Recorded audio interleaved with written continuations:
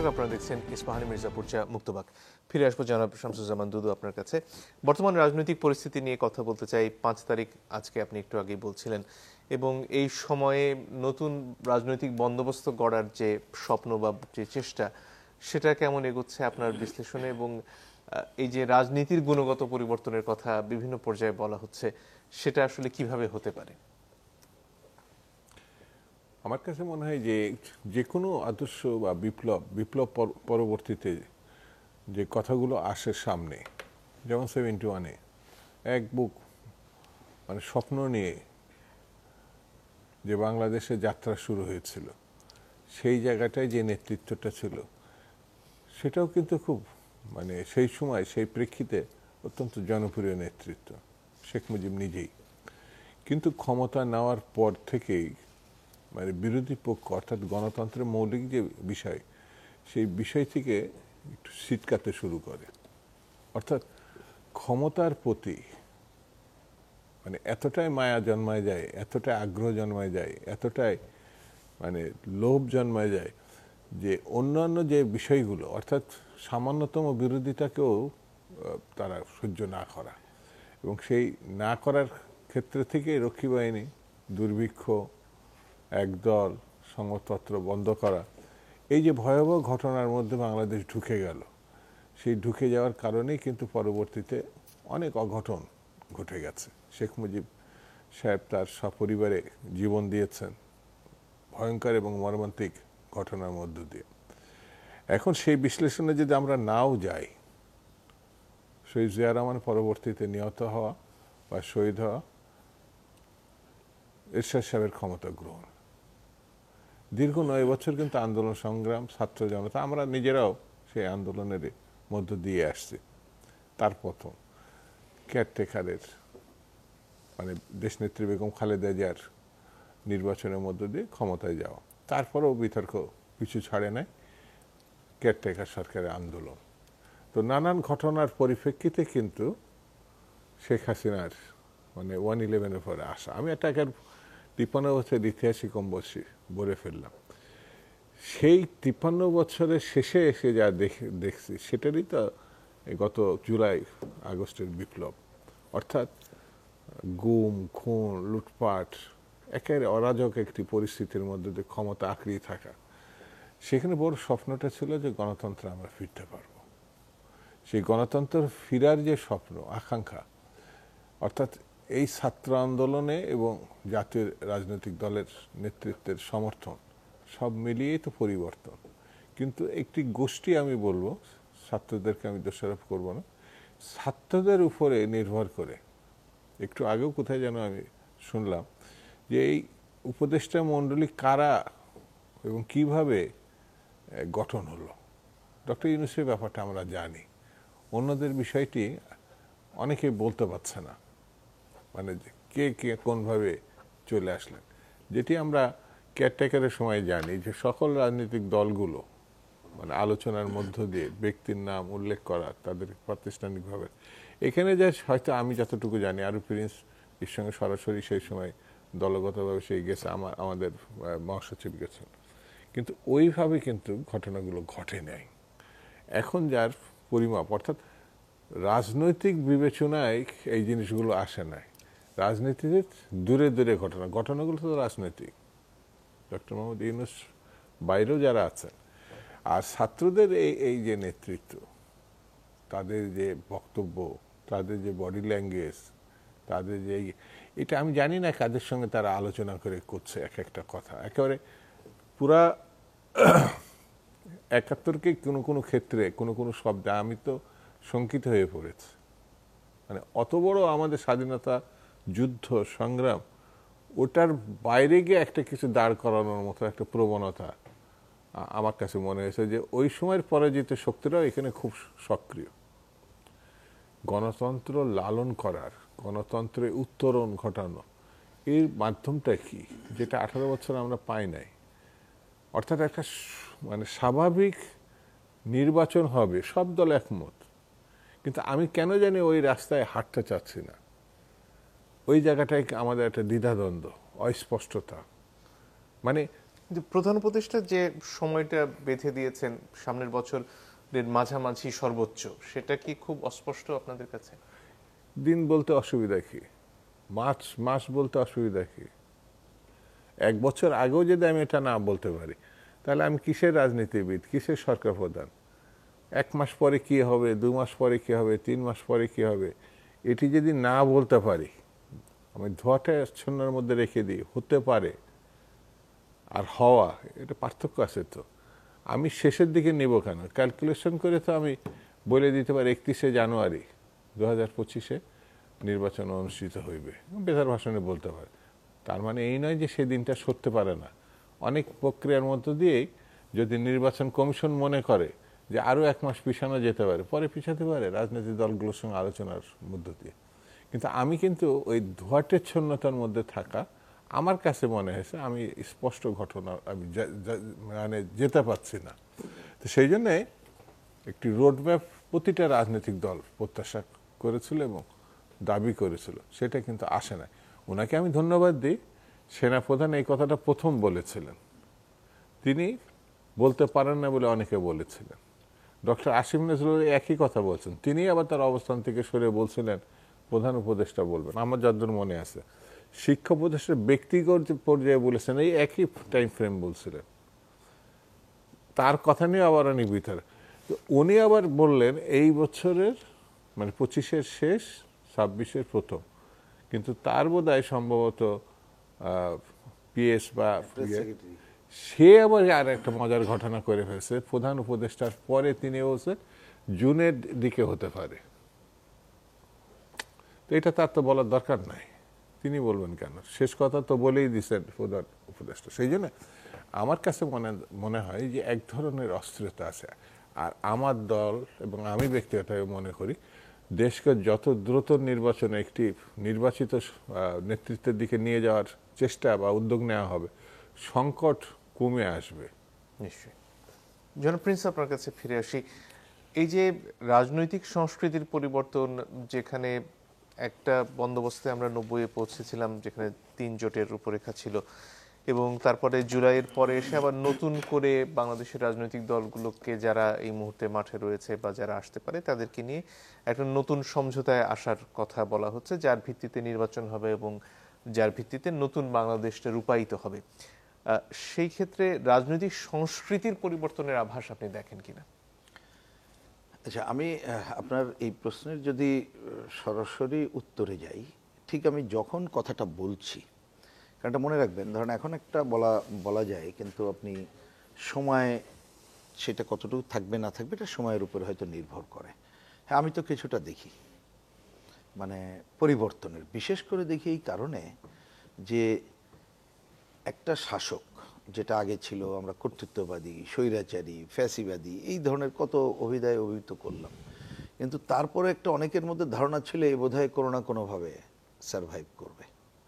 তারাও মনে করেছিল এটা একটা অসম্ভব ব্যাপার যে ঘটনা ঘটলো যে এইরকম ঘটবে, এটা ভাবেনি। তা এইটা যে জনগণের শক্তি এরকম একটা ঘটনা ঘটাতে পারে এবং ভবিষ্যতে দেশে তাদের যতই অর্থবিত্ত থাকুক জায়গা যে হয় না, তার মানে এই যে উপলব্ধিটা হলো, এই উপলব্ধি থাকতে থাকতে আমরা যদি জনগণের কতকগুলো পজিটিভ কাজ করতে পারি, তাহলে আমার মনে হয় দেখবেন রাজনৈতিক দলগুলো অন্যদের মধ্যে কিছুটা হলেও সেই উপলব্ধি কাজ করবে। এই হচ্ছে এই ব্যাপারে বক্তব্য। এখন আমি আপনার এইটার সাথে রিলেটেড দু একটা কথা বলি। প্রথমে এই আশা করাটা তো ভুল যে আপনি পুরোপুরি সব পরিবর্তিত হয়ে যাবে।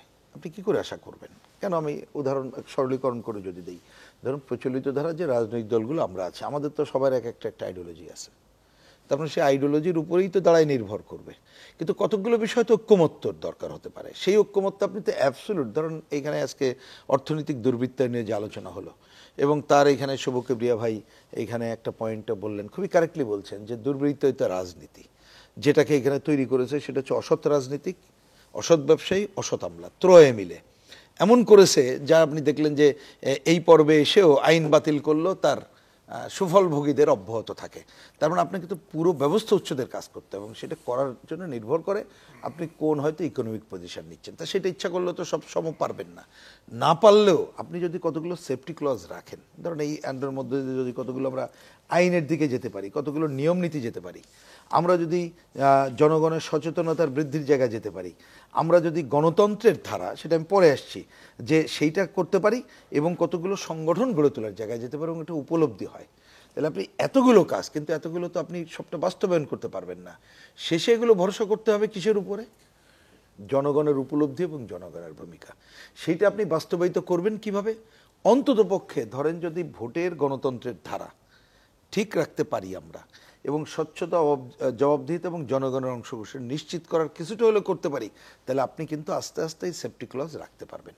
আর জনগণের উপরে ভরসা করলে আপনি নিয়মিত যদি ভোটের ধারা রাখতে পারি, নিয়মিত বলতে আমি কিন্তু 5 বছর অব্যাহত রাখার কথা বলছি না। কেউ যদি ক্ষমতায় যাওয়ার পরে সে স্বৈরাচারীরা চুরমুখ করে, জনগণই ঠিক করবে যে সে 5 বছর থাকবেন, 1 বছর 2 বছর পরে নির্বাচন হবে। এবং আমরা তো যেমন ধরনের যে নির্বাচন, সেটার জন্য কি আবারও দিনের শেষে ওই রাস্তায় নেমে রাস্তায় আপনার থাকতে হবে। রাস্তা বাদ দিলে এই ভুলটা করা উচিত হবে না, কিন্তু সেই রাস্তা মানে রক্তক্ষয়ী হবে কি হবে না তা না। আপনাকে তো রাস্তায় বিভিন্ন শ্রেণী পেশার মানুষকে তার জন্য থাকতে হবে অন্যভাবে। ধরেন কথাই যে আপনি কথাটা আনলেন বলে বলি, ধরেন শ্রমিক অঞ্চল, আপনি তো যদি অবাধ ট্রেড ইউনিয়নের অধিকার থাকে, মানে আমি সুষ্ঠু ধারার ট্রেড ইউনিয়ন বলছি, এবং সেখানে যদি রাজনীতিকরণ, মানে কি দলীয়করণ, রাজনীতি তো থাকবেই, মুক্ত করতে পারেন আপনি, ডাক্তার ইঞ্জিনিয়ার সর্বক্ষেত্রে রাজনীতি থাকবে, কিন্তু দলবাজিটা যদি মুক্ত করতে পারেন, কারণ সেটা তো উচিত নাই, সব জায়গায় আমরা তো চাই না। আমাদের দলের লোক থাকলেও এখানে দলবাজি আমরা কিন্তু দেখতে চাই না, তারা তার কাজটা করুক, রাজনৈতিক সচেতন অবশ্যই থাকবে। তা আপনি নিয়মের মধ্যে ওইটুক করতে পারেন, কিন্তু ওই কাজ শেষ বেলায় জনগণের সচেতনতার উপর নির্ভর করবে, সে এগুলো সহ্য কি করবে করবে না। কিন্তু আপনি যদি আজকে দাড়ি কমার সেমিকোলন টেনে দিয়ে বলেন এমন বন্দোবস্ত করলাম কালকে থেকে সব ঠিক হয়ে যাবে, এটা ভুল চিন্তা। সেটা ছেড়ে দিতে হবে জনগণের কথার উপরে, জনগণের সচেতনতার উপরে। আমি এবার দেখি যে উপলব্ধিটা হয়েছে, উপলব্ধি থাকতে থাকতেই জনগণের হাতে ক্ষমতা ফিরিয়ে দেন। জনগণের হাতে ক্ষমতা ফিরিয়ে দেওয়া মানে অন্তত পক্ষে সংকট নিরসনে নির্বাচিত সরকারের হাতে ক্ষমতাটা তুলে দেওয়া। এই নির্বাচিত হওয়া মানে কালকে আমি নির্বাচন দেওয়ার কথা বলছি না, সুষ্ঠু গ্রহণযোগ্য নির্বাচনের জন্য যা যা সংস্কার করা দরকার সেই কাজটা করে ঐক্যমতের ভিত্তিতে, সেই কাজটা যদি করতে পারি, তাহলে কিন্তু এই গণতন্ত্রের গণঅভ্যুত্থানের মধ্যে যতটা গেলাম আর এক ধাপ অগ্রগতির দিকে যেতে পারবো। আমরা কিন্তু 5 তারিখে এই ঘটনার পরে, অভ্যুত্থানের পরে যে বিবৃতি দিয়েছিলাম, তাতে আমরা অনেক কথার মধ্যে এটা বলেছিলাম, এই অর্জন যেটা করেছি এটাকে রক্ষা করার কাজটা করতে হবে এবং পূর্ণ গণতান্ত্রিক অধিকার প্রতিষ্ঠা হওয়ার সংগ্রাম অব্যাহত রাখতে হবে। তা সেই সংগ্রামে এই 5 মাসে এসে যেটা দেখছেন, মানুষ কিন্তু যে হতাশার দিকে চলে যাচ্ছে, তার একেবারে জিনিসপত্রের দাম দেখে শুরু করে জানমালের নিরাপত্তা নেই। ধরুন পাঠ্যপুস্তক হয়তো কি 35-36 কোটি টাকা পৌঁছাতে পারলাম না, 6 কোটি পৌঁছালেন, পরিস্থিতি বিবেচনা করলে আপনি বলতে পারেন, কিন্তু যতটুকু সবটা আমরা এখনো দেখতে পারিনি। যেভাবে তথ্য আগের সরকার বিকৃতি করেছে, নতুন জায়গায় এসে সে ধরনের কোশ্চেন তৈরি হচ্ছে। আমি বলছি যে এই ধরনের আপনি অনেকগুলো কোশ্চেন যদি এই সরকার তৈরি করে, তাহলে কিন্তু মানুষের, আমরা এতক্ষণ ধরে যে উপলব্ধি এবং অন্য কথা বলছি, সে হতাশায় নিমজ্জিত হয়ে সে ওই চিন্তার ধারাটাও কিন্তু আর আগাতে পারবে না। শেষমেশ এর ফল নেবে অপশক্তি, শেষমেশ এর ফল হবে এই যে গণতান্ত্রিক ধারা অগ্রসর করার জন্য এই যে হাজারো মানুষের রক্তদান, হাজার হাজার মানুষের যে আহত হওয়া, এবং যে লক্ষ কোটি জনতা যে তারা রাজপথে নামলো, তারা কিন্তু আশাহত হয়ে যাবে, যেটা কিন্তু কাঙ্ক্ষিত না। সুতরাং আপনাকে এই 5 মাসের পরে এসে নতুন রাজনৈতিক বন্দোবস্ত সবটা করবেন এমন না। হ্যাঁ, অবশ্যই নতুন সংগঠন গড়ে উঠুক, এটা তো আমরাও চাইব। বিশেষ করে আমি এই কথাটা বারবার, মানে আমাদের দিক থেকেও বলি, দেখেন অনেক দিন ধরে দেখা গেল আমরা অনেকেই বলতাম যে এই তরুণ প্রজন্ম বোধহয় রাজনীতি বিমুখ, তারা বোধহয় কি বলে ওই যে ঘরের ফার্মের মুরগির মতো হয়ে গেছে। কিন্তু আমি এই পজিটিভটা দেখি যে তারা তো এবার একটা সচেতনভাবেই রাজপথে নামলো জীবন দিয়ে। তা হয়তো ধরেন তাদের আমাদের দলে আকৃষ্ট করতে পারছেন, এটা আমাদের আত্মসমালোচনা আছে, অন্য কেউ পারলে তো আমরা আপত্তি করব না। সেটাকে পজিটিভ জায়গা থেকে যদি করে, সেটাও ওই যে রাজনৈতিক বন্দোবস্তের কথা বলছে, ওটা কাগজ কলমে লেখে কিন্তু হবে না। তারা যদি এরকম করে ভালো, কিন্তু এটা করা নামে মানে কেউ যদি নির্ভর করে বিভিন্ন দল থেকে ভাগাই নিয়ে করবে বা সরকারের ছত্রছায়া করবে, তাহলে এইটা কিন্তু খারাপ এই বন্দোবস্ত হবে, কিন্তু নেগেটিভ বন্দোবস্ত, সেটা কিন্তু আকাঙ্ক্ষা আমরা করি না, যেটা আরো ক্ষতিগ্রস্ত হবে। সুতরাং আপনি সময়টাই 5 মাসে অনেক সময় চলে গেছে, আর দেরি করার কিন্তু সময় নাই। যার জন্য যে আমরা আমাদের জনসভা থেকে বলেছি আগামী 15 তারিখ সরকার তার মধ্যে রাজনৈতিক দলগুলো নিয়ে বসুক, বসে তারা বলুক তারা কোন ক্ষেত্রে কতটুকু সংস্কার করে তার কাজ শুরু করতে চায় এবং নির্বাচন ব্যবস্থার সুনির্দিষ্ট কি কি সংস্কার করা যাবে এটা করে 15 তারিখের মধ্যে তারা একটা সুনির্দিষ্ট তারিখ ঘোষণা করুক। আমরা এটা কিন্তু অসম্ভব দেখি না যদি আন্তরিকতা থাকে। না হলে হবে কি জানেন, যতটুকু আমি ধরে নিলাম সবারই পজিটিভ আকাঙ্ক্ষা, কিন্তু আপনি যদি সময়ের কাজ সময় না করেন তাহলে কিন্তু এর জন্য নানা ধরনের, আপনি আরেকটার জন্য অপেক্ষা করলেন, ধরেন একটা ট্রেন মিস করলে পরের ট্রেনের জন্য অপেক্ষা করলেন, কিন্তু আপনার তো এখানে স্মুথ চলছে না, অপশক্তি আছে, নানা শক্তি আছে। ওই ট্রেনটা যদি যত সময় না আসতে পারে বা আসতে যেয়ে যদি বিকলাঙ্গ হয়ে আসে তাহলে কিন্তু আপনি এমন সংকটে পড়বেন যে সংকট আপনাকে এমনভাবে প্রশ্নবিদ্ধ করবেন, নতুন রাজনৈতিক বন্দোবস্ত করে আমরা যে আগানোর কথা বলছি আমরা না জানি আরো পেছাই যাই। এই শঙ্কা মুক্ত আজ 5 মাসে আমরা হতে চাই, সেই দায়িত্ব এই অন্তর্বর্তীকালীন সরকার পালন করবে, সেই প্রত্যাশা আমাদের। নিশ্চয়ই। জনাব শুভ কিবরি আপনার কাছে আসতে চাই, এই আগামী নির্বাচনে একটা বড় ফ্যাক্টর হবেন যারা নতুন ভোটার, যারা এই গত 15 বছর ধরে ভোট দিতে পারেননি, তাদের আকাঙ্ক্ষাটা কি এই নির্বাচন ঘিরে আপনার বিচারে, এবং এর পাশাপাশি যে সুশাসনের জন্য আপনারা এত বছর ধরে লড়াই করছেন সেদিকে এগোনোর পন্থাগুলোই বাকি? প্রথমত হচ্ছে যে পুরো বিষয়টা তো রাজনীতি, এবং একটা গণতান্ত্রিক রাজনীতিতে উত্তরণের মধ্য দিয়েই আমাদের এই সমস্ত চ্যালেঞ্জগুলো ফেস করতে হবে। এখানে দুটো ঘটনা ঘটে গেছে, আমি যখন একটু অভিনিবেশ সহকারে পুরো বিষয়টাকে দেখার চেষ্টা করি। একটা হচ্ছে যে আমাদের এস্টাবলিশড রাজনৈতিক শক্তি যারা আছেন তারা, এবং নতুন একটা অভ্যুদয় যে তরুণরা, এবং যারা রাজনীতি করবেন বলছেন, যারা দল করবেন বলছেন, সুতরাং একটা কনফ্লিক্ট আমার কাছে মনে হচ্ছে যে পুরনো দেশ রাজনৈতিক দলের সঙ্গে নতুন যারা রাজনীতি করতে চাচ্ছেন। এখন ডক্টর ইউনূস সরকার তো আসলে বলেছেনই যে তাদেরকে ছাত্ররা নিয়োগ দিয়েছে, ফলে দৃশ্যমান হয়তো কখনো কখনো মনে হচ্ছে যে ছাত্রদের প্রতি এই সরকারের একটা পক্ষপাত রয়েছে। মানে বিষয়টা এরকম যে এই অভ্যুত্থানের প্রতি হয়তো সরকারের পক্ষপাত, সেটাকেই এটা ট্রান্সফর্ম রূপে আমরা এভাবে দেখছি। কিন্তু আমি আবার প্রিন্স ভাই যেভাবে বললেন ঠিক ওভাবে চিন্তা করি না। আমি দেখছি যে এই সরকারের কার্যক্রম আপনি দেখেন, সংস্কার কমিশন হয়েছে 11টা বিষয়, 31 তারিখের মধ্যে 6টা সংস্কার কমিশন, 15 তারিখের মধ্যে 5টা দেবে, রিপোর্ট দেবে, এবং বিচার বিভাগের যে সংস্কার কমিশন তারা 31 তারিখে রিপোর্ট দেবে, আর বাকি যে 6টা আছে তারা আগামী মাসের মধ্যে পরের মাসের মধ্যে দিয়ে দিবে। তারপরে প্রধান উপদেষ্টা তো বলেই দিয়েছেন যে আলী রিয়াজকে সেকেন্ড ম্যান করে সমস্ত কমিটির চেয়ারম্যানদেরকে নিয়ে রাজনৈতিক দলের সঙ্গে বসবেন। তো সুতরাং ওই সংস্কারের মধ্যে রাজনৈতিক দলরা তাদের পছন্দ অপছন্দ, কোনটুকু সংস্কার করতে চায়, কোনটুকু দেরি হয়, সেটা একটা জায়গায় আসছে, এটা একটা জায়গায় আসছে। আর আমার শঙ্কা যে জায়গাটা, সেটা খুব আমি খুব আতঙ্কিত বিষয়টা নিয়ে, সেটা হচ্ছে যে আমাদের মনে হচ্ছে যে একটা জেনারেশন শিফট হয়েছে রাজনীতিতে। ধরেন দুদুভাইরা যে বয়সের আর এখন যারা রাজনীতি করতে আসছে তাদের মধ্যে চিন্তার, চেতনার, ভাবনার, আত্মাহুতি দেবার প্রবণতার অনেক ধরনের ডিফারেন্স আছে। এবং আমি একটা স্ট্যাটিক্যাল ডাটা আপনাদেরকে শেয়ার করতে পারি। 2008 সালে যে নির্বাচন হয়েছে সেই নির্বাচনে ভোটার ছিল 8 কোটি প্লাস, আর এই গত পরশুদিন যে ডাটাটা দেওয়া হয়েছে সেটা 12 কোটি প্লাস। তাহলে এই 4 কোটি 12 কোটির মধ্যে 4 কোটি হচ্ছে 25%। তাহলে 25% ভোটার ভোট দেয় নাই। তার মনের মধ্যে কি আছে এটা আমিও জানি না, আপনিও জানেন না। কারণ তারা যদি একটা ভোট দিত কোনো সময় তাহলে আমরা অ্যানালিসিস করে বের করতাম যে এই অংশ এই দিকে এই দিকে এই দিকে।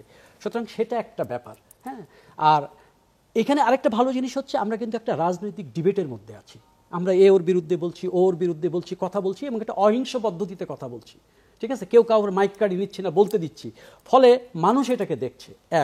মানুষের স্মৃতিতে এই অভ্যুত্থান খুব বেশি পুরনো না, এবং নির্বাচন শুরু হলে, নির্বাচনের ডেট দিলে, নির্বাচন শুরু হলে আবার আরেকটা জিনিস শুরু হবে। ধরা যাক কমিউনিস্ট পার্টি গত 20 বছরে কি করেছে সেটাও কিন্তু মানুষ দেখবে। বিএনপি তার শাসনামলে কি করেছে সেটাও মানুষ দেখবে। জামাত আওয়ামী লীগের সাথে কিভাবে গেছিল, আবার জামাত বিএনপির সাথে কিভাবে গেছিল সেটাও মানুষ দেখবে। সুতরাং মানুষ কিন্তু তখন ওই নির্বাচনী ইস্যুগুলো নেবে। কিন্তু আমি আশাবাদী যে জায়গাটাতে, আমি প্রচণ্ড আশাবাদী যে জায়গাটায়, সেটা হচ্ছে বিএনপির মতো একটা বড় রাজনৈতিক দল তার 31 দফা যে প্রস্তাব দিয়েছে তার প্রথম প্রস্তাবে তারা বলেছে, সেটা খুব ইন্টারেস্টিং, বাংলাদেশি জাতীয়তাবাদের ভিত্তিতে একটি অন্তর্ভুক্তিমূলক, বৈষম্যহীন ও সম্প্রীতিমূলক রাষ্ট্র প্রতিষ্ঠা। এটাই তো নতুন রাজনৈতিক বন্দোবস্ত। তাহলে বিএনপি যদি এগ্রি হয় তাহলে আমার মনে হয় যে এই জিনিস নিয়ে খুব একটা জটিলতা হবে না, 1 নম্বর। 2 নম্বর হচ্ছে যে নতুনরা যদি রাজনীতি করতে যায় তাদেরকে যদি মানুষ ভোট দেয় তাহলে তো তারা দিলই, আর না দিলে তারা তো রাস্তায় থাকলো বা কথা বলতে থাকলো। এবং তাদের একটা অংশ যদি পার্লামেন্টে যায় তাহলে এই অভ্যুত্থানের বিপ্লবের ভাষাটা সেখানে জারি থাকলো। সুতরাং আগামী দিন খুব যতটা আশঙ্কা আমরা করছি, আশঙ্কা থাকলে অন্য দিক থেকে আছে। কারণ গতকালকে যদি আপনারা গতকাল এবং পরশুদিন বিএনপির মহাসচিবের বক্তব্য যদি শুনে থাকেন, উনি অসাধারণ একটা কথা বলেছেন। উনি 4 তারিখে ঠাকুরগাঁয়ে বলেছেন, আজ যেটা প্রয়োজন তা হচ্ছে ঐক্য। কিসের ঐক্য? বিশেষ করে জনগণের ঐক্যের সঙ্গে ছাত্রদের ঐক্য। আমি মনে করি যে বিএনপি সংকটটা বুঝতে পেরেছে। এবং তারপরে উনি 3 তারিখে বলেছেন, গণতান্ত্রিক যুদ্ধ শেষ হলেও ঐক্যের যুদ্ধে আমাদের ব্যর্থতা রয়েছে। তা আমি যদি আমার ব্যর্থতাটা বুঝি, আমি আমার যদি প্রয়োজনটা বুঝি, তাহলে আমার মনে হয় যে এই প্রবলেমটা খুব একটা মানে বড় প্রবলেম না। এক আর গত পরশুদিন আমাদের কমিউনিস্ট পার্টি, বাংলাদেশের কমিউনিস্ট পার্টির পক্ষ থেকে রহিম হোসেন প্রিন্স ভাই যে ঘোষণা দিয়েছেন, আমি মনে করি এটা খুবই আক্রমণাত্মক ঘোষণা। উনি 5 তারিখে একেবারে চেয়েছেন যে নির্বাচনের ডেট ঘোষণা।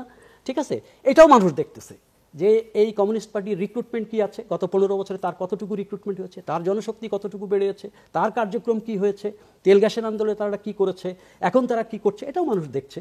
সুতরাং এই দেখাদেখির মধ্য দিয়ে আমি মনে করি যে একটা রাজনৈতিক বন্দোবস্তের দিকে আমরা যাচ্ছি। আমাদের সমস্যা হচ্ছে অন্য জায়গায়, আমাদের সমস্যা হচ্ছে অর্থনৈতিক, আমাদের সমস্যা হচ্ছে আন্তর্জাতিক। ভারত আমাদের একটা বড় সংকট।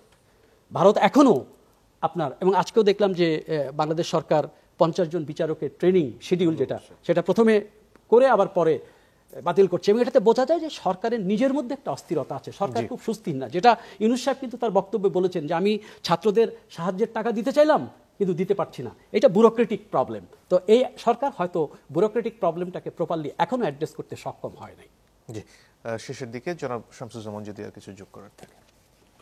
এখানে আসলে যে মানে জুলাই আগস্টে যে পরিবর্তন, গণ অভ্যুত্থান, সেই অভ্যুত্থানকে আমাদের ধারণ করতে হবে। এটা যদি আমরা ধারণ করতে ব্যর্থ হই, আমার বিবেচনায় যে স্বপ্নগুলো এখন তৈরি হয়েছে তরুণদের জীবন দেওয়ার মধ্য দিয়ে, তাদের যে আহত হওয়ার মধ্য দিয়ে দেশবাসী তাদের পাশে দাঁড়ানো, রাজনৈতিক দলগুলো তাদের পাশে দাঁড়ানো, এই যে এটা মানে অভূতপূর্ব একটি ঘটনা 53 বছরের শেষে এসে, এটাকে আমাদের কার্যকর করতে হবে। এই স্বপ্নটাকে কিভাবে কার্যকর, হ্যাঁ, যেটা শুভ সাহেব অত্যন্ত ভালোভাবে ব্যাখ্যা করছে, আমরা পরস্পরের বিরুদ্ধে বলি সেটা অত্যন্ত সংযতভাবেই এখনো পর্যন্ত বলি। এটা রাজনীতি, নিজের রাজনীতি ধারণ করে নিজের পক্ষে কথা বলা, দেশের কথা বলা, গণতন্ত্রের সপক্ষে কথা বলা, এই বলার সুযোগটা এর আগে ছিল না। এখন সেই সুযোগটা যেভাবে হোক আমরা পাইছি। এটাকে রক্ষা করা, এই রক্ষার মধ্য দিয়ে যদি আমরা, যেটা আমার দল মনে করে, আমি নিজেও একটু আগে বললাম যে একটি নির্বাচিত সরকার গঠন করা, অর্থাৎ ভোটের ব্যবস্থা করা, সেটি যদি না করতে পারি তাহলে অন্য নতুন নতুন সমস্যা আমার মনে হয় তৈরি হবে। সেই সমস্যা থেকে বেরিয়ে আসার জন্য সরকার উচিত হবে এখন সকল রাজনৈতিক দলকে, ওই যেটা বিভিন্ন কমিশন গঠন করছে তারা রিপোর্ট দেবে, সেটার আগেও হতে পারে পরেও হতে পারে, ওটা সুনির্দিষ্টভাবে কমিশনের ভিত্তিতে। কিন্তু আমাদের চূড়ান্ত বিষয়টি হচ্ছে এখন বললে ইলেকশন হয়ে যাবে এমন কোনো ভাবার কারণ নাই। যে সময়টা দিচ্ছে সেই সময়ের মধ্যে করতে পারাটাই হবে সব থেকে বড় ব্যাপার। সেই জায়গাটা সকল এবং আমার কাছে এটা খুব বড় ঘটনা মনে হয় যে এই সরকারে সকল রাজনৈতিক দল, ছোট বড় যারাই আছে, শ্রেণী পেশার মানুষ আছে, এখনো পর্যন্ত যে সমালোচনায় সরকার করুক না কেন, তারপরেও কিন্তু এখনো পর্যন্ত এই সরকারের প্রতি মমতাবোধ, সমর্থন সবকিছু অক্ষুণ্ণ আছে। সেটাকে কাজে লাগানো। নিশ্চয়ই। জনাব প্রিন্স যদি আর কিছু যোগ করার থাকে। না, আমি অল্প কথা বললে সেটা হচ্ছে যে দেখেন, সবাই তো আমরা মুক্তিযুদ্ধের চেতনায় যদি আমরা পুরো দেশটাকে গড়তে পারতাম তাহলে এই ধরনের অভ্যুত্থান হয়তো বা না হয়ে অন্য ধারা হতো। কিন্তু বারবার ওই জায়গা করতে হচ্ছে, যার জন্য আমরা বলছি মুক্তিযুদ্ধের চেতনায় 24-এর আকাঙ্ক্ষায় দেশটাকে এগিয়ে নিয়ে যেতে হবে। এখন এইটা দেখার ক্ষেত্রে আমরা কিন্তু এই যে নানা ঘটনার পরে দিন যত যাচ্ছে, এখন দুইটা জিনিস দেখতে পাচ্ছি। এটা পরিষ্কার করে আপনার মাধ্যমে আমি দেশবাসীকে বলতে চাই। একটা, আমাদের সামনে একটা সংকটও আছে, সম্ভাবনা আছে। আমাদের ধরতে হবে সম্ভাবনাকে। এই সম্ভাবনা যদি যত সময় না ধরতে পারি তাহলে কিন্তু সংকটে পড়তে পারি, যেটা কাঙ্ক্ষিত না। কেন রিপিট করতেও হয় যে পতিত অপশক্তি আছে, দীর্ঘদিন অগণতান্ত্রিক শাসনে নানা ধরনের অপশক্তি বেড়ে উঠেছে, তারা নানাভাবে চায় আর বিদেশি আধিপত্যবাদী সাম্রাজ্যবাদী শক্তি আছে ভূ রাজনৈতিক কারণে অতীতের যে কোনো সময়ের তুলনায় কিন্তু নানা প্রভাব বিস্তার করবে। সেই বিবেচনায় রেখে অবশ্যই সংস্কারের যে আলোচনা, তার জন্য যতটুকু বিভিন্ন অর্গানাইজেশন গড়ে তোলার কাজ পারলে শুরু করা দরকার। কিন্তু এই সংকট সমাধানের জন্য আজকেও দেখলাম কোনো একটা উপদেষ্টা বললেন বিদেশি বিনিয়োগ আসছে না ঠিক মতো। তা আপনাকে একটা স্থিতিশীল সরকার বুঝতে না পারলে আপনি দেশের মধ্যে দেখবেন যে নানা শক্তিও কিন্তু আপনি যেমন আস্থায় নিতে পারছেন না, অন্য জায়গাও পারছেন না। তা আমরা মনে করি যতটুকু প্রয়োজন সংস্কার করে যেই সংকট সমাধানে একটা নির্বাচিত সরকারের ধারায় যেতে হবে, এটাই ব্যাপার। কিন্তু আমরা কিন্তু কাল পরশু বলছি না। আপনি বরঞ্চ এমন এমন কথা যদি সরকারের পক্ষ থেকে বলা হয় কনফিউশন থেকে যায়, তাহলে প্রবলেম। যেমন আমাদের সরকার প্রধান বলছেন ঠিকই, কিন্তু সুনির্দিষ্ট না করার কোনো কারণ নেই। আমি তো মনে করি যে এটা বসলেই, যদি বসা দরকার উনি মনে করেন, না করলে ওনারা নিজেরাই বলুক না যে আমি এই সংস্কার করার মধ্য দিয়ে করব, তার জন্য আমি অমুক তারিখে করব, তাহলে তো কোনো সমস্যা নাই। ওইটা করলেই আপনি এক ধাপ আগাতে পারবো এবং অনেক অপশক্তি দমন করেও কিন্তু আমরা সামনে এগোতে পারবো। নিশ্চয়ই। জনাব কিবরিয়া যদি আর কিছু যোগ আমি মনে করি সবারই দায়িত্বশীল ভূমিকা রাখা উচিত। কথাবার্তা বলা, আচরণ, মানে এমন অন্যরা জুনিয়ররা যাতে সিনিয়রদের হার্ট না করে, সিনিয়ররা যাতে জুনিয়রদেরকে হার্ট না করে, এইভাবেই রাজনীতি একটা মানে একটা রাজনৈতিক বন্দোবস্তের মধ্য দিয়েই আমাদের একটা গণতন্ত্রের উত্তরণ হতে হবে। সেটা যদি আমরা ব্যর্থ হই তাহলে আমাদের অনেক বড় মূল্য দিতে হবে। এবং আমি মনে করি যে 53 বছরে এটা একটা সুবর্ণ সুযোগ। এই সুযোগটা আমাদের দেশের মানুষও চেয়ে আছে, রাজনীতিবিদরাও দায়িত্বশীলতার সঙ্গে সেই জায়গাটাতে উত্তরণের ভূমিকা রাখবেন, এটা আমি আশা করি। এবং ঐক্য, এই যে ঐক্যের কথা সুনির্দিষ্ট তারিখের কথা বলা হচ্ছে, সেটা এটা তো এখন মোটামুটি আমার ধারণা যে যখন সংস্কার প্রস্তাব নিয়ে বসবে প্রধান উপদেষ্টার সঙ্গে, তখন তো রাজনৈতিক দলগুলো এই কথা আলোচনায় আসবে তখন। আর এটা তো নির্বাচন কমিশনও দেখলাম অ্যাক্টিভ হয়েছে, সুতরাং এটা আমার মনে হয় খুব একটা বড় প্রবলেম না। কিন্তু কতগুলো জিনিস আছে, যেমন 2026 সালের জুন মাস যদি হয়, জুন মাস ইলেকশনের জন্য কোনো ভালো সময় না, আপনাকে তো হবে না, এটা আপনার শীতের সময় করতে হয় সাধারণত। সুতরাং সেই জায়গাগুলো অ্যাডজাস্ট করতে হবে, এটা প্র্যাকটিক্যাল অভিজ্ঞতা নিয়ে অ্যাডজাস্ট। অনেক ধন্যবাদ আপনাদের তিনজনকেই। দর্শক আপনাদেরকে ধন্যবাদ। আজকের মতো বিদায় নিচ্ছি।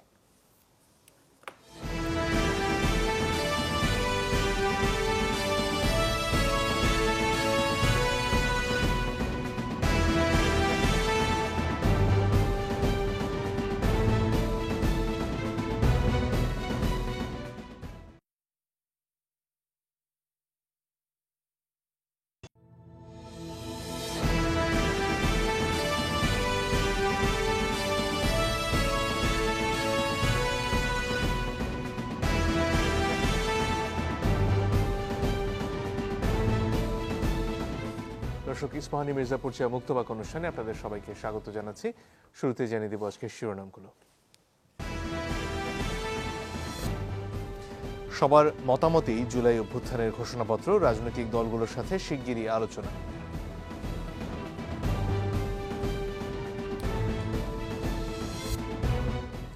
আবু সাইদ হত্যা সংশ্লিষ্টতায় 71 শিক্ষার্থীর শাস্তি, অভিযুক্ত শিক্ষক কর্মকর্তাদের বহিষ্কারে সিন্ডিকেটের সমর্থন।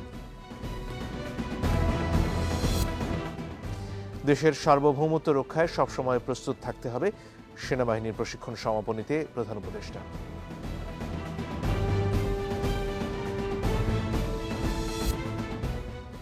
তারেক রহমানকে ফেরানোর পরিবেশ তৈরি করতে পারেনি বিএনপি, বাতিলই থাকবে চাঁদাবাজির 4 মামলা।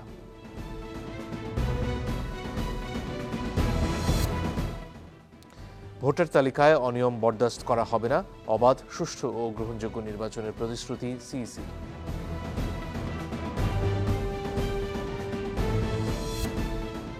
বাধ্যতামূলক ছুটিতে 6 ব্যাংকের এমডি, নিরীক্ষা শেষে অপরাধ প্রমাণ না হলে থাকছে ফেরার সুযোগ।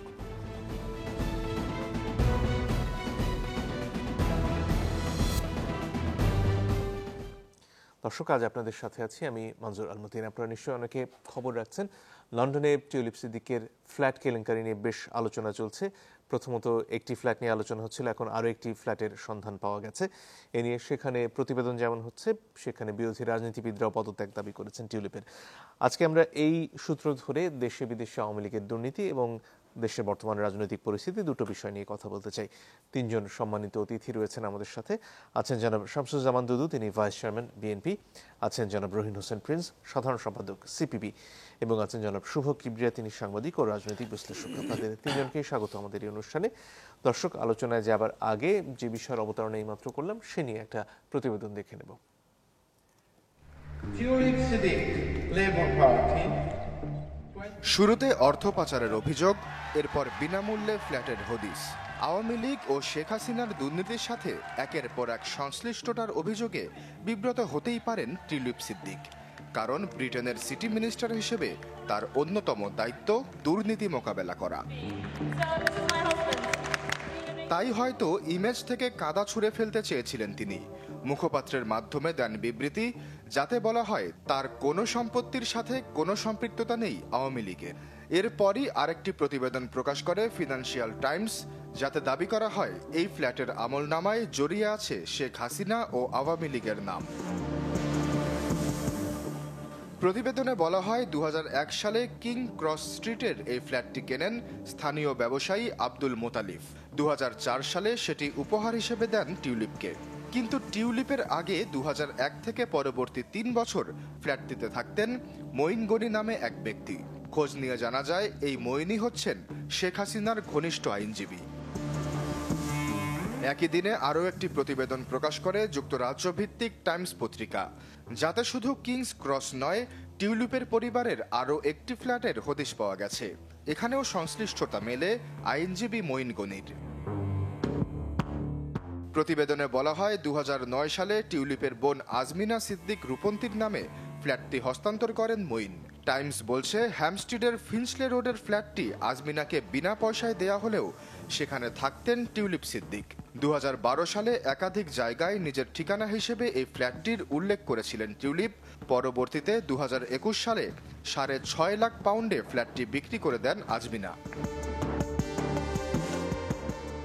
বর্তমানে ফিঞ্চলে রোডের আরেকটি বাসায় ভাড়া থাকেন টিউলিপ, যেটির মালিকানা আরেক আওয়ামী লীগ কর্মী আব্দুল করিম নাজিমের নামে। টিউলিপের দাবি 2022 সাল থেকে বাজার দরের সাথে সামঞ্জস্য রেখে ভাড়া পরিশোধ করে আসছেন তিনি। শুরুতেই জনাব শামসুজ্জামান দুদু, আপনার কাছে আসতে চাই।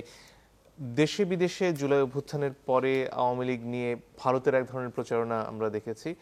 আওয়ামী লীগ নিজেরা নিজেদের মতো করে কিছু প্রচার করবার চেষ্টা করেছে। এর পাশাপাশি এই ঘটনাগুলো একে একে বেরিয়ে আসছে।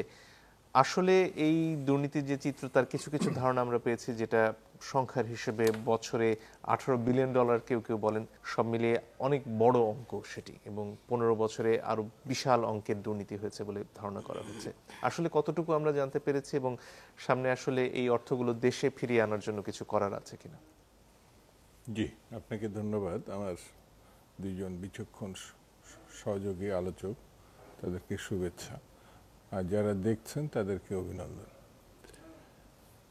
মানে ভাবা যায় না, আমরা যা মনে করি, যা বলি, তার থেকে এই তশরুফ, আত্মসাৎ, এই চুরি, মানে শুধু দেশে না, এটা এখন এটা সারা বিশ্বে বাংলাদেশি মুক্তিযুদ্ধে যে জাতি 30 লক্ষ শহীদের একটা ব্যাপার আছে, 2 লক্ষ মা বোনের আব্রু হারানোর একটা ব্যাপার আছে, লক্ষ লক্ষ মানুষ ক্ষতিগ্রস্ত হয়েছে নানানভাবে।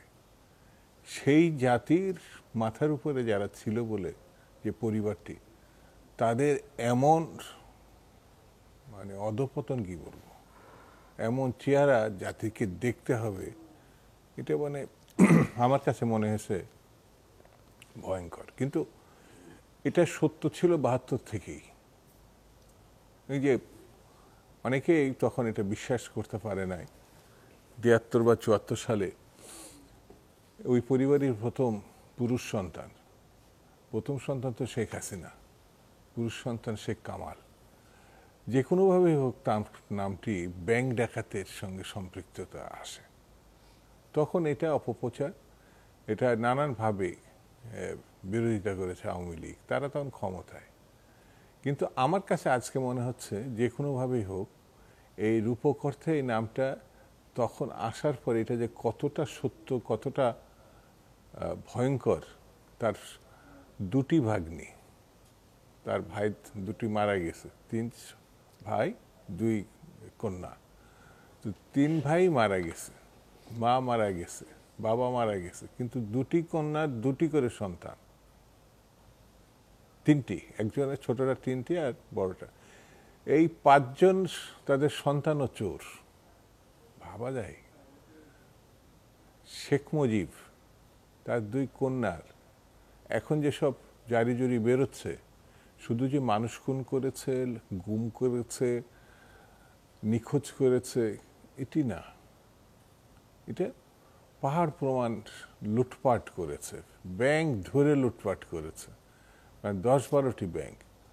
আমার কাছে মনে হয় সবগুলোই মানে রূপকথার মতো মনে হবে, কিন্তু প্রতিটি সত্য, প্রতিটাই নির্মম নির্দয়ভাবে সত্য। এটা পাশ কাটানোর কোনো পথ নাই। তো বাংলাদেশে যে জাতি, আমার কাছে বীরের জাতি, সেই জাতির মধ্যে এই ধরনের ডাকাত, চোর, লুটেরা থাকতে পারে, এটাও সত্য।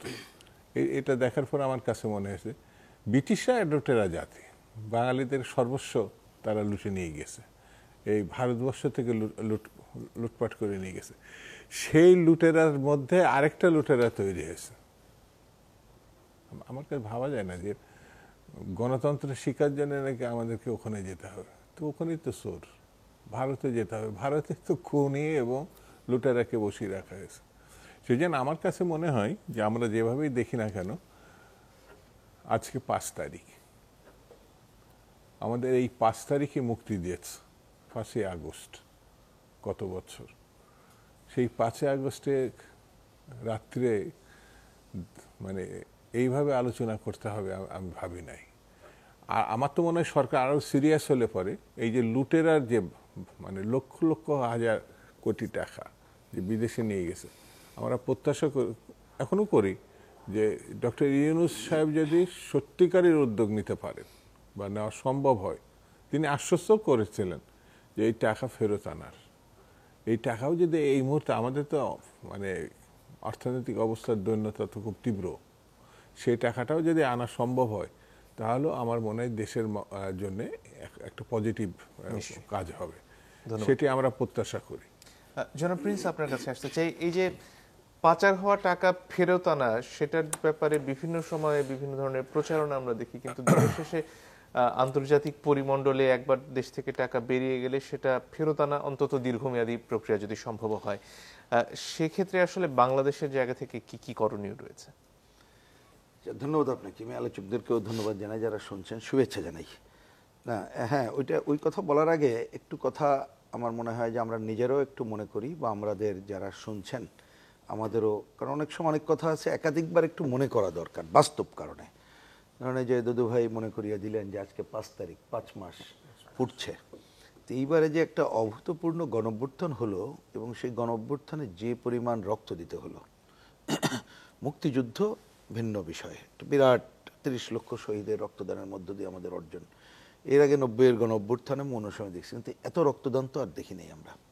তা সেইখানেও কতগুলো আকাঙ্ক্ষা যেটা হয়েছিল, ভোট একটা ছিল, কিন্তু এই যে অগণতান্ত্রিক শাসন, তার মধ্যে যে লুটপাটতন্ত্র একটা ভয়াবহ বিষয়, এটা ছিল। আমরা হয়তো তরুণ প্রজন্মের মধ্যে দেখি যে শিক্ষিত বেকারের পরিমাণ বেশি। অনেক সময় এই কথা, চাকরি অন্যান্য হলে টাকা কোথায়, এই ধরনের কথা হয়, কিন্তু তথ্য কি বলছে?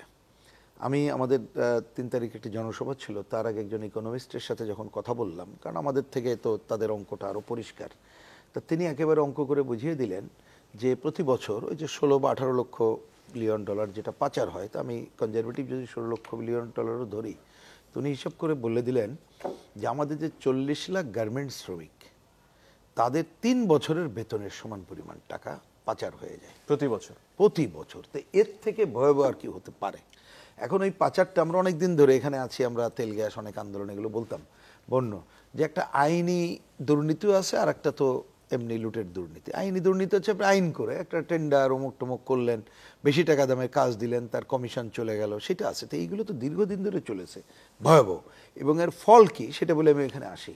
তথ্য বলছে 2010 থেকে 22 সাল পর্যন্ত উপরের 5 এবং নিচের 5, মানে বড় লোক ধনী 5 আর গরিব 5-এর ব্যবধান ছিল 23 গুণ।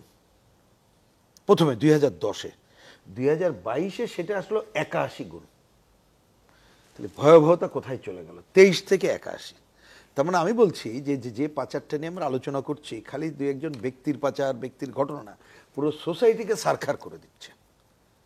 এবং সোসাইটিতে সোকল্ড যে কালচারটা অন্য অর্থে বোঝার জন্য যে এটা নিয়ে আসছে, তাতে আর মানুষের জায়গা থাকছে না, সে নিজেকে অন্যরকম মনে করছে। এবং যে চিত্র আপনাদের তথ্যচিত্র এখানে দেখালেন, দেখবেন অনেকের কিন্তু একটা দূরের থেকে মনে হতো একটা পজিটিভ চেহারা, প্রচার প্রোপাগান্ডাও আসতো, কিন্তু আমরা ভয়াবহতা দেখলাম। এখন যেটা আপনি বলছেন এইটাই হচ্ছে প্রধান বিষয়, যে এই ধরনের পাচার করে যদি আমরা কেউ পার পেয়ে যাই তাহলে তো অটো চলতে থাকবে। এমনকি মজা করে আমরা বলি, এটা বক্তৃতার ভাষা, তবু বোঝার জন্য বলি, দেখবেন যে যিনি অফিস থেকে হয়তো ঘুষটা খেয়ে আসছেন বাসে বা কোথাও উঠলো, উনি ঘুষের বিরুদ্ধেই বেশি বক্তৃতা করতেছেন। অনেক সময় কিন্তু এইটা করে, কারণ তার একটা পার পাওয়ার একটা সুযোগ আছে এবং ওইটা রক্ষা করার সুযোগ আছে, যার জন্য কিন্তু আওয়াজ দিয়েও উনি রক্ষা করছেন। এখন আমরা দেখি এত বড় লুটপাটের পরেও আমরা যেটা আশা করেছিলাম, কারণ এই পয়েন্টে তো জাতীয় ঐক্যবদ্ধ, এই ব্যাপারে তো কেউ আর দ্বিমত করতে পারবে না, এবং কেউ যদি দ্বিমত বা অন্য কোনো কথা বলে তাহলে তো তার কি বলবো, আর আমি অন্য ভাষা উচ্চারণ করলাম না, যে কেউ তার সমর্থন করবে না। এখন সরকারের যেটা দরকার, আমি খুব সবটা বলতে পারবো না, কারণ কতগুলো আইনের বিষয় টিষয় এগুলো আছে, কিন্তু আজকের দুনিয়াতে বিভিন্ন জায়গায় তাদের সাথে যদি আমাদের কোথাও দেখা যায় যে একটা দেশের সাথে আমাদের চুক্তির কোনো সংকটের কারণে হয়তো আনতে পারছি না, মানে এই রকমের যদি কিছু থাকে, তাহলে সেইটা আমরা কেন করতে পারছি না, আমার প্রশ্ন সেখানে।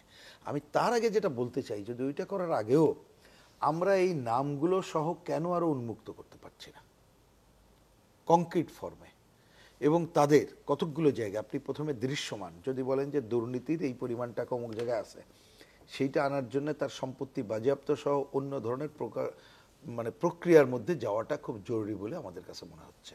কারণ সেই কাজে যদি আমরা না যেতে পারি, তাহলে আপনি দেখেন কিছুদিন পরে আমাদের স্বভাবে এরকমও আছে যে দেখা গেল আমরা ভুলে যাব, বা তারা সো কল্ড অ্যাডজাস্টমেন্ট শাসক গোষ্ঠীর সাথে, কে শাসক গোষ্ঠী কোনো স্পেসিফিক না, যারা ক্ষমতায় আসে বা ভাগিদার হয়, কোনো না কোনোভাবে তারা অ্যাডজাস্টমেন্টের চিন্তা করে, তাহলে কিন্তু আমরা করতে পারবো না।